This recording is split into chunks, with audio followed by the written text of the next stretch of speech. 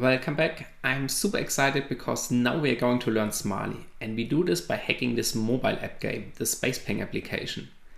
Before, we are going to create little pieces of Android applications that serve a special task. For example, that helps us learning what are registers, what are type definitions, what values are in there, how does a function call look like, what are those parameters, return values and objects. So this is a little bit overwhelming if we do this all at once. Therefore, we do this step by step, creating our own Android applications that are pretty simple and basic and where we know what the source code is like, and then we will figure out how the Smali code looks like.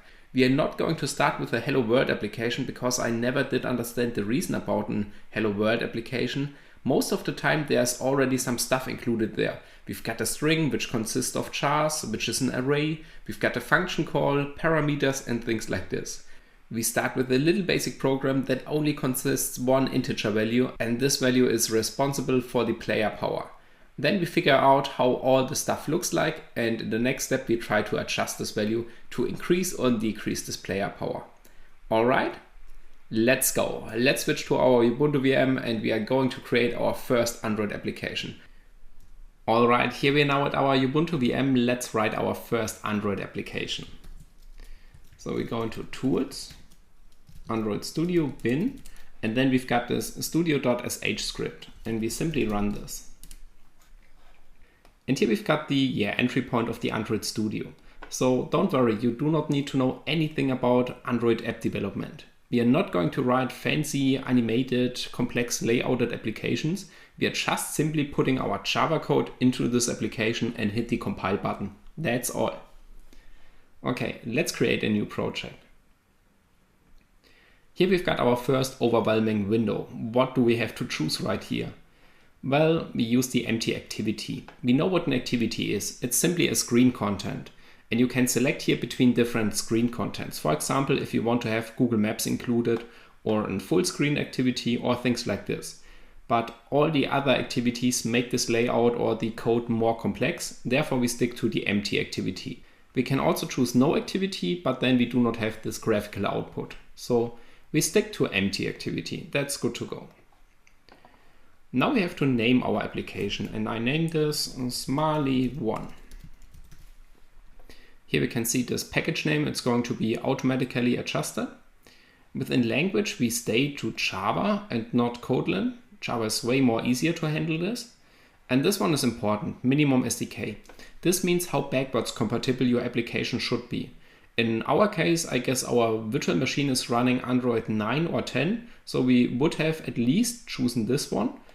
In my case, I choose back to Marshmallow, Android 6. You can also go further back. So for example, 4.4 is also no problem. Or 2.3 is not included right here, but 4.4 is working. By the way, if you're using your own device, then please make sure that you include at least your version of your own device over there. Otherwise, this application might not run on this device. Okay, then we hit the finish button. Now we get the main layout, and this might take a while. We can observe this at the bottom. Now it's indexing. Afterwards, there's a Gradle build happening, and yeah, we will come back after all the things has been finished. What do we have right here? Well, this is our famous Hello World application that is overwhelming, complex, and we do not understand anything about this, and we also do not have to do this. But nevertheless, I give you a short introduction. So here we have our main activity, and this activity extends this activity class. We do not care about this one. Then we've got this onCreate method, and this one is important because an activity has a kind of life cycle. So if you put your application in the background, then there's this onPause method that gets called. And if you get back your activity to the foreground, then there's this onResume method called in this activity stack. In our case, we've got this onCreate method, and this means if the application is going to be created, this method is going to be called. And this is definitely the case if we start this application and this activity appears on the screen.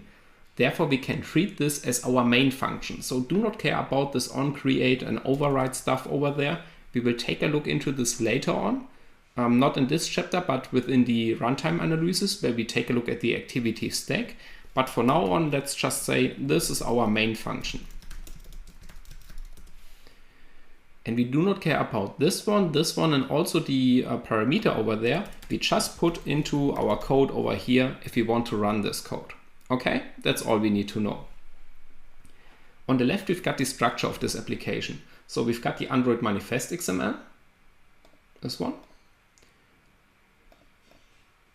And if you take a look into this, we can see, okay, no permissions. We can see our activity, this main activity over here, and we can see this well-known intent filter, which means this is our launcher activity. This is our entry point of this application.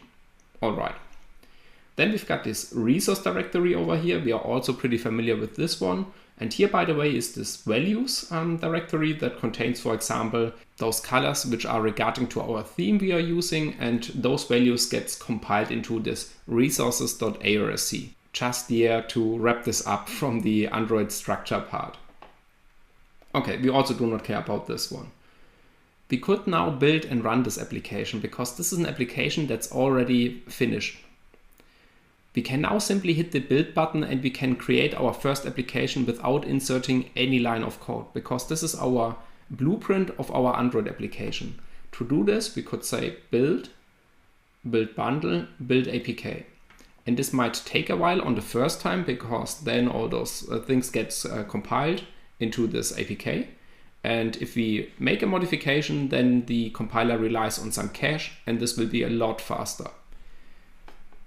In my case, I've got this now over here, build APK generated successful. And if I click locate, we've got our first build over here. So we have built an APK without doing anything, which is super great, right?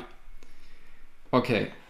So now let's go back to our real approach. We want to learn Smali, and therefore we have to do this step by step. And we start with our own hello world program, which is an integer value. Okay, let me close this over here. All right. Now we go into this one and we create a new class. This makes this afterwards a little bit easier. We name this class, for example, player. And here we define a new value. We say int power equals 10.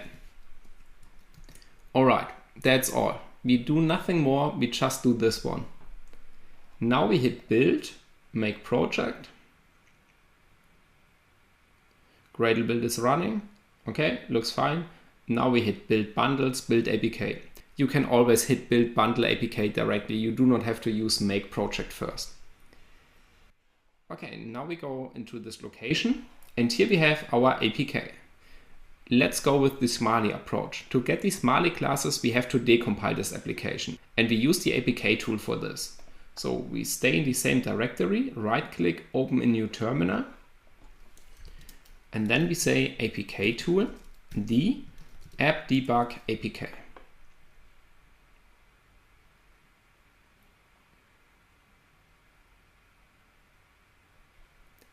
This has been finished. We go into app debug.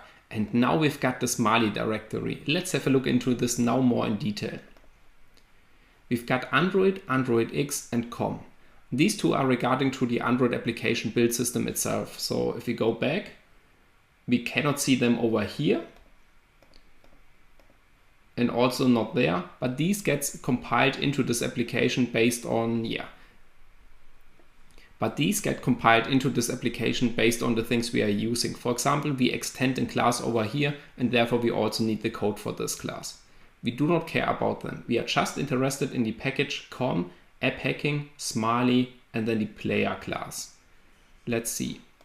We've got this directory com, and this one contains now app hacking and Google. So we stick to app hacking, Smali1, and here we have now all those Smali classes. Let's see if we can see our player class. Here's our player class over here. Nice.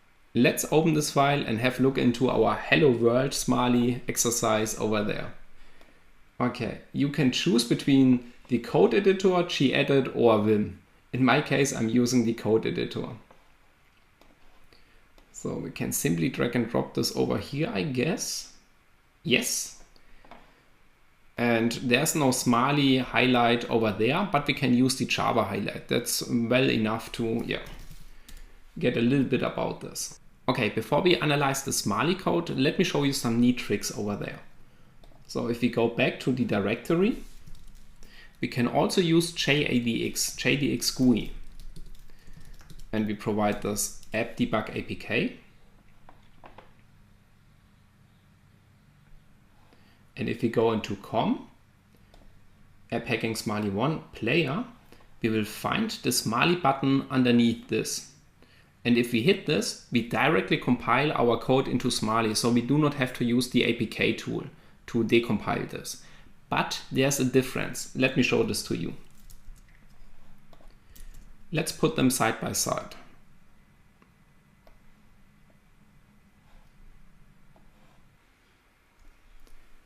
So this is regarding to the decompiler, and those are different, and therefore we also get a different bytecode output.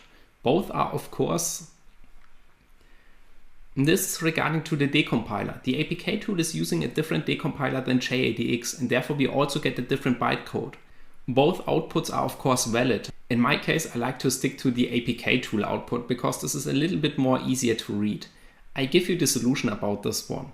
Register means that the compiler named here that we've got two registers, and we can see them over here. We've got V0 and we also got P0. In this case, it only says we've got one local register, which is V0, and P0 is a parameter, so we provide a parameter at this point. The APK tool makes a difference between local registers and parameter registers, and on the right side, these get matched together under the whole topic registers. This might be a little bit confusing at the beginning. I'm absolutely understanding this, but I just wanted to show you that you get different outputs if you use different tools. We will stick to the APK tool output because this is a little bit more precise regarding to the naming of those. Okay? These outputs are different, but the result is the same. So both apps work in the exact same way. Last but not least, there's also a plugin for the Android Studio itself.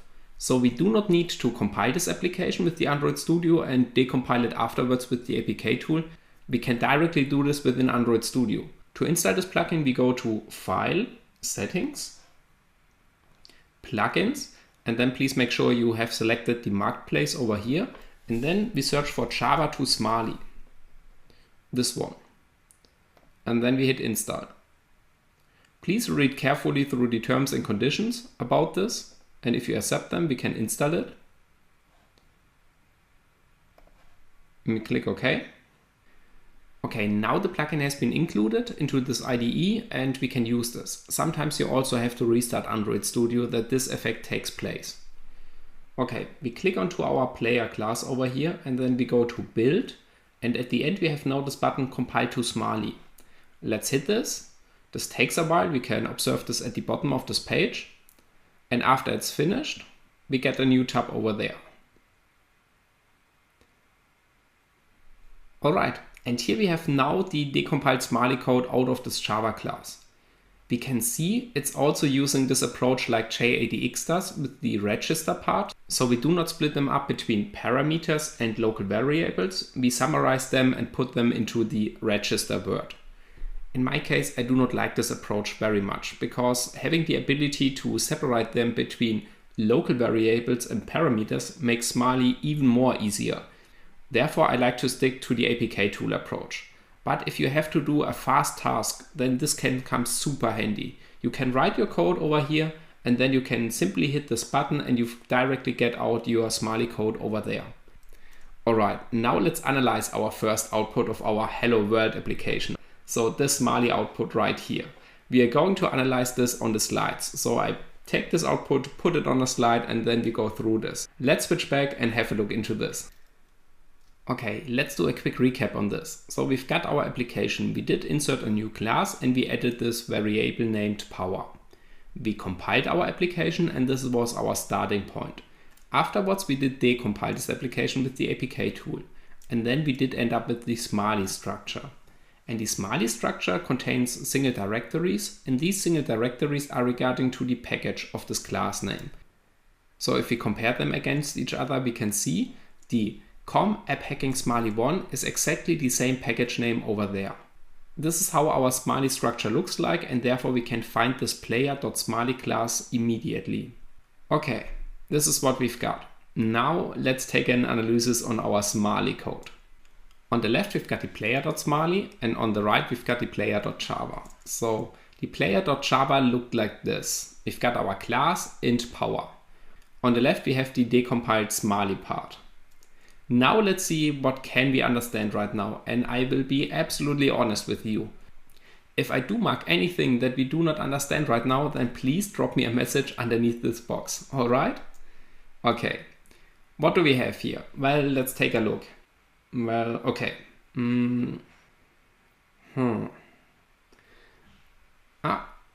No, that's also.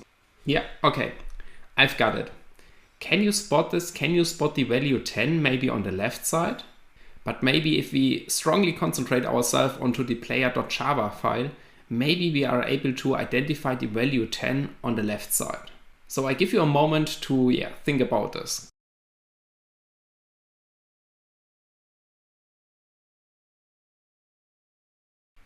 Well, let's see. The value 10, it's definitely not there in this decimal value. Let's think about what we've got on the left side. We've got a bunch of really strange words, we do not understand this, but we've got an 0xa. And 0x, this might be hex, I don't know. Let's see. If we're using a Python shell, we can represent this value 10 in form of an hex value. So we open a new Python terminal and we type in hex 10. And then we get this 0xa. And the 0xa is also on the left side over there. So this might be our value 10. We do not know this right now, but it's pretty likely the case. Alright? Nice. We have understand our first part within Smali. Okay? So this is a huge step. And by having this step, we also can do a lot of stuff right now, even if we do not understand all the rest of this. You will see this in a moment when we do our first exercise. But for now, I would like to finish this video because I do not want to stick that much together in this. We have taken a look on different approaches how we can get the Smali code out of this application. We have seen some really fast techniques, for example JADX GUI, the Smali button, and also if we want to write our own Smali code, we can do this directly in the Android Studio. We write our Java code and then we use the Java to Smali plugin.